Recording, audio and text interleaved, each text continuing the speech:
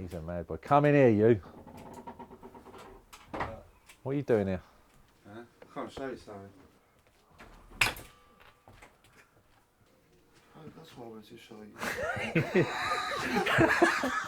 Look at that, he's had a picture of me tattooed, the idiot. Fucking hell, man. Go and get it and bring it out here. I didn't even know he'd had that done.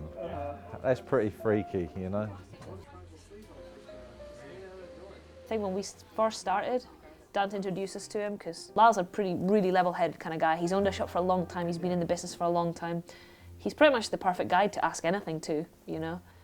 It's something really strange that kind of happens with Lal and people like even Henning Jorgensen. They've been in this game for so long and they're still so stoked on tattooing. They're not burnt out at all. They don't hate people, they don't hate customers, they don't hate tattooing.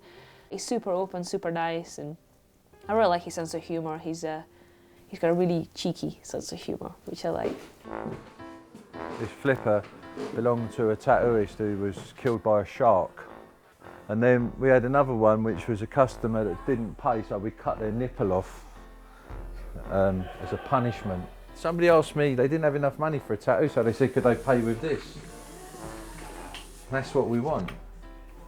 Every shop needs a musket. There's another one. My name's Lal Hardy. I'm a tattoo artist in Muswell Hill, which is a suburb of North London. And I've been tattooing now, well, I probably got involved in the industry around 1975. And the rest is history, really. Been in this shop ever since. Tattooing in the 1980s in London was quite an interesting time.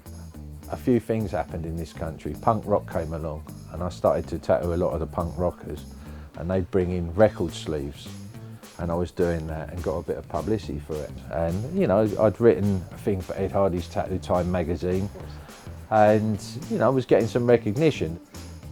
I used to have my hair all different colours, and I just used to love punk rock girls and skinhead girls, you know. That was just, I loved it. I like the kind of non-conformist way that they used to look, you know. And that was kind of an interesting time to grow up tattooing in the punk rock era. You know, there was a whole movement, wasn't it? I mean, now it's just rubbish really when you think about it. It's like everything, you know, you think you're going to change the world, but ultimately you don't. When I went to Good Time Charlie's, one of the biggest kicks I got was seeing Jeff Harp's Sid Vicious tattoo. I got Sid Vicious done on me as well, like, you know, and that, but really... Where's your Sid? Sid's under there. I mean, when I think back to people still come in there and just say, mate, you were so crazy when you were younger. In a way, the old-time tattooists had to be a bit of a showman, like just get on the counter and do a dance or something ridiculous, you know, come downstairs dressed in a pantomime outfit, just crazy, silly things, you know. But that's because back then you had to fight for your work. You had to be doing stuff that was a bit different, but you wanted people to come for the experience as well. You know, I got to say, I got 1,000,001 stories and lived it.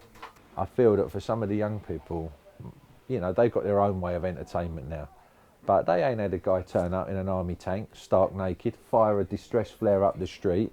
We had a big tree up here, another guy take all his clothes off, climb up the tree, sitting up there just because he thought it was funny. Even in my shop here, I was mad on greyhounds. Yeah.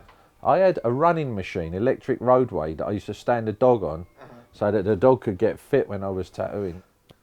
There used to be a massive psychiatric hospital across the road as well, so sometimes you'd get people coming in that you had to sort of direct out the shop. But it keeps you young at heart if you let it, this business. And that's one of the funny things about tattooing. You can either become a crotchety, grumpy old tattooist, or you can sort of go with the flow a bit and pick up on some of these things, you know, and draw from what's being offered from talented young people coming in there. When you get to a certain age in tattooing, you've had a good run at it, you've had a good time. I think that you should promote other people that are deserving of that, you know, and people that actually inspire you. It doesn't have to be someone who's been tattooing 50 years. They could be tattooing 50 days if they know what they're doing. And she's one of those people, you know, and Stuart as well. So I don't know, it's kind of like they're your little adopted tattoo children that you want to see how they're doing and you want them to succeed and do well, you know. No, we're talking about you. Do you mind if we come in? Get your sword out. I don't rate my show rubbish. He said you guys were his tattoo children. Aww. That's quite sweet.